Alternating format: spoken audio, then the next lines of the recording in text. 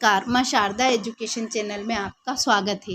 हम पढ़ रहे हैं कक्षा 10वीं की हिंदी क्षितिज के पहले पाठ के प्रश्न उत्तर। प्रश्न 1 से लेकर 10 तक के उत्तर हम इससे पहले वाली वीडियो में पढ़ चुके हैं। ये प्रश्न 11वां, गोपियों ने अपने वाक् चातुर्य के आधार पर ज्ञानी उद्धव को परास्त कर दिया। उनके वाक् चातुर्य की विशेषताएं लिखिए। उत्तर, गोपियाँ वाक् चतुर है। वे बात बनाने में किसी को भी परास्त कर दे। गोपियाँ उद्धव को अपने उपालंब तानों के द्वारा चुप करा देती है। गोपियों में व्यंग करने की अद्भुत क्षमता है। वह अपने व्यंग बाणों द्वारा उद्धव को घायल कर देती है। वह अपनी तर्क क्षमता से बात बात पर उद्धव को निरुत्तर कर देती है। तो इसमें गोपियों का वाक् चातुर्य मतलब बातों की चतुरता बताई गई है। बात बनाने में वो उद्धव को परास्त कर देती है, हरा देती है। उद्धव उनको योग की शिक्षा देने आते हैं, लेकिन गोपियाँ उन्हें ताने दे दे के चुप करा देती है और इतने व्यंग्य करती है कि उद्धव उनके व्यंग का जवाब दे ही नहीं सकता और गोपियाँ उद्धव को निरुत्तर कर देती हैं। प्रश्न नंबर 12वां, संकलित पदों को ध्यान में रखते हुए सूर के भ्रमर गीत की मुख्य विशेषताएं बताइए। उत्तर, भ्रमर गीत की निम्नलिखित विशेषताएं इस प्रकार हैं। पहला, भ्रमर गीत एक भाव प्रधान गीति काव्य है।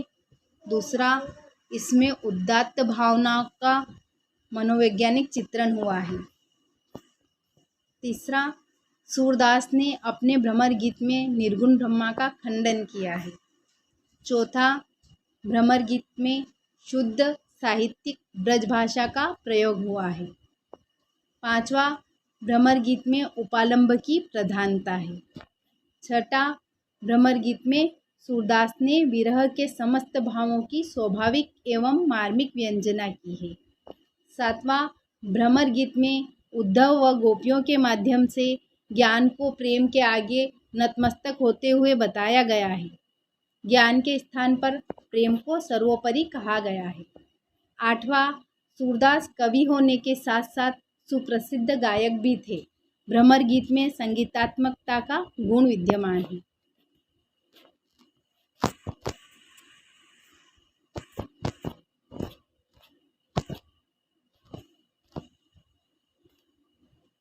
तो इसमें भ्रमर गीत की विशेषताएं पूछिए। सूरदास ने जो भ्रमर गीत के पद दिए हैं, इसमें उसकी विशेषताएं पूछिए। पहली विशेषता है कि भ्रमर गीत गीति काव्य, इसको हम गा सकते हैं। भ्रमर गीत के पद हम गा सकते हैं और इसमें उदात्त मतलब ऊंची भावनाओं का मनोवैज्ञानिक चित्रण हुआ है। सूरदास ने निर्गुण ब्रह्मा का खंडन किया है। जब उद्धव और निर्गुण ब्रह्मा का योग की साधना का उपदेश गोपियों को देता है तो गोपियाँ उसका खंडन करती है, उसको निरर्थक बताती है। इसी प्रकार सूरदास ने भ्रमर गीत में निर्गुण ब्रह्मा का खंडन किया है। भ्रमर गीत में ब्रज भाषा, शुद्ध साहित्यिक ब्रज भाषा का प्रयोग हुआ है। इसमें व्यंग की प्रधानता है।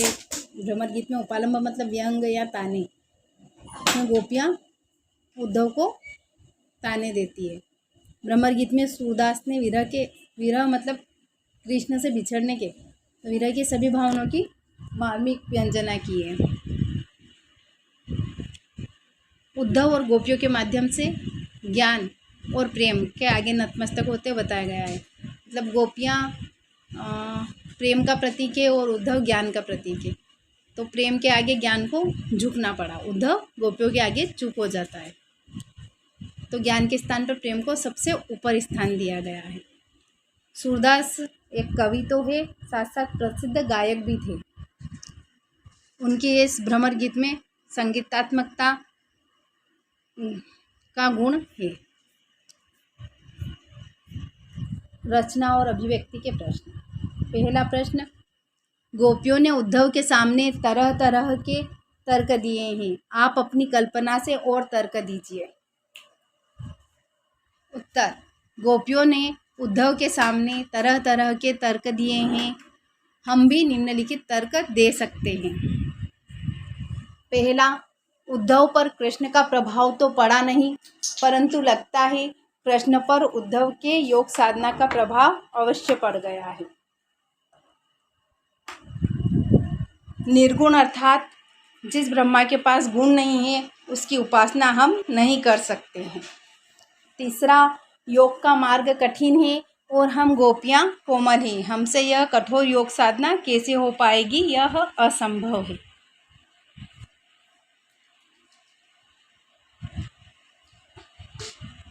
इसमें पूछा गया है कि जैसे गोपियों ने उद्धव के सामने तरह तरह के तर्क दिए थे कि हम प्रेम को नहीं छोड़ सकती, कमल के पत्ते का तर्क, तेल की मटकी का तर्क, प्रेम रूपी नदी का तर्क, उसी प्रकार हमें अपनी कल्पना से तर्क देना था। तो वो हमारी कल्पना के तर्क है कि उद्धव पर कृष्ण का प्रभाव नहीं पड़ा, लेकिन कृष्ण पर उद्धव का प्रभाव पड़ गया तो वो योग साधना को मानने लग गए और गोपियों से मिलने नहीं आए।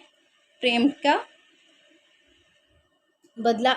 के बदले प्रेम नहीं पहुंचाया। दूसरा है कि निर्गुण अर्थात जिस ब्रह्मा के पास गुण नहीं है उसकी उपासना हम नहीं कर सकते। जिसके पास गुण ही नहीं है, जो निर्गुण है, उसकी उपासना हम नहीं कर सकते। और योग का मार्ग कठिन है, हम गोपियाँ कोमल है।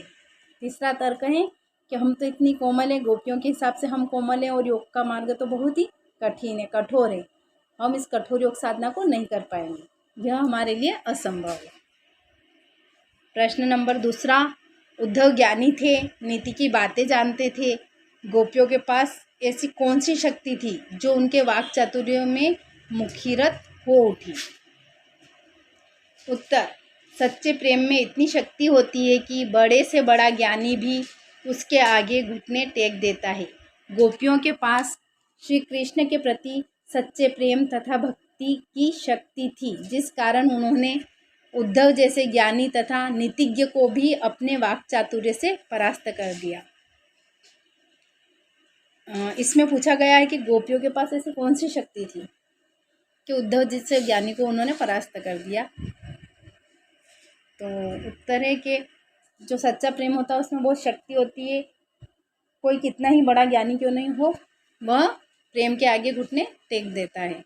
गोपियाँ कृष्ण से सच्चा प्रेम करती थी और उनकी कृष्ण के प्रति भक्ति थी जो बिल्कुल सच्ची थी। इस कारण उद्धव जैसे ज्ञानी और नीति को जानने वाले भी गोपियों के वाक चातुर्य, गोपियों की बातों से, व्यंग्यों से परास्त हो गए। प्रश्न तीसरा, गोपियों ने यह क्यों कहा कि हरि अब राजनीति पढ़ाए हैं? क्या आपको गोपियों के इस कथन का विस्तार समकालीन राजनीति में नजर आता है? स्पष्ट कीजिए। उत्तर, गोपियों को लगता है कि कृष्ण द्वारका जाकर राजनीति के विद्वान हो गए हैं, अब कृष्ण राजा बनकर चालें चलने लगे, छल कपट उनके स्वभाव के अंग बन गए हैं। गोपियों ने ऐसा इसलिए कहा क्योंकि श्री कृष्ण ने सीधी सरल बातें न करके रहस्यात्मक ढंग से उद्धव के माध्यम से अपनी बात गोपियों तक पहुंचाई है। गोपियों का यह कथन है कि हरि अब राजनीति पढ़कर आए हैं, कहीं न कहीं आज भी भ्रष्ट राजनीति को परिभाषित कर रहा है। आज की राजनीति तो सिर से पैर तक छल कपट से भरी हुई है। कृष्ण ने गोपियों को मिलने का वादा किया था और पूरा नहीं किया, वैसे ही आज राजनीति में लोग कई वादे करते हैं और भूल जाते हैं।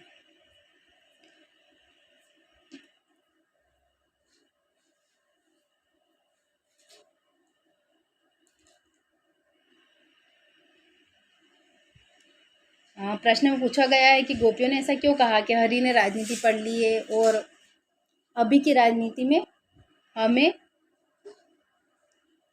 इस कथन का क्या विस्तार नजर आता है। गोपियों ने उद्धव को कहा था है कि कृष्ण द्वारका चले गए और वहाँ जाकर उन्होंने राजनीति पढ़ ली और वो बहुत ही राजनीति में बहुत विद्वान हो गए हैं। कृष्ण राजा बनकर योजनाएं बनाने लगे हैं और उन्होंने योजना बनाकर ही उद्धव को यहाँ भेजा है और हमें योग साधना का उपदेश देने के लिए उद्धव को भेजा है। और छल करना, कपट करना उनके स्वभाव के अंग बन गए हैं, मतलब जो राजनीति के विद्वान हो गए हैं, मतलब छल कपट उनका स्वभाव के अंग बन गए हैं, क्योंकि श्री कृष्ण ने सीधी सरल बातें ना करके कृष्ण ने प्रेम के बदले प्रेम की बात नहीं करी और रहस्यात्मक ढंग से उद्धव को भेजा। खुद नहीं आए और उद्धव को भेजा और गोपियों तक योग साधना के द्वारा अपनी बात पहुंचाई। तो गोपियों का यह कथन था कि हरि अब राजनीति पढ़ाएं। यह कथन आज भी कहीं ना कहीं हमारी भ्रष्ट राजनीति को दर्शाता है, परिभाषित करता है। जो आज की राजनीति है वह तो पूरी तरह से छल कपट से भरी हुई है, सिर से पैर तक। कृष्ण ने गोपियों से मिलने का वादा किया था और पूरा नहीं किया। उसी प्रकार आज भी राजनीति में लोग कई वादे करते हैं और भूल जाते हैं।